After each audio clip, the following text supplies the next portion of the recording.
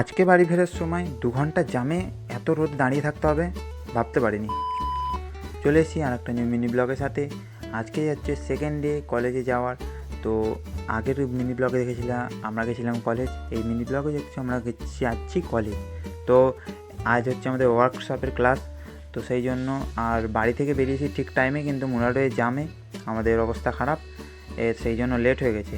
তো যাই হোক, তারপরে আমরা পৌঁছে গেছি ক্লাসে, আর ক্লাস শুরু হতেই খাতাম গিয়া। তারপরে আসার সময়তে আমরা জাম টাম পাইনি, ভাগ্যটা আমাদের খুব ভালো কি জাম পাইনি। সেই জন্য আমি বলছি লাইক করো, আর লাইক তোমরা করো না একদমই।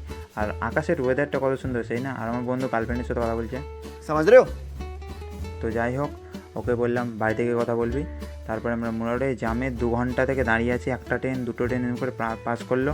তো কী বলবো, গরমে কী বল মানে বলার কিছুই নাই, এত মাথা খারাপ হয়েছে। তো আজকের জন্য সেইটুকু, বাই বাই।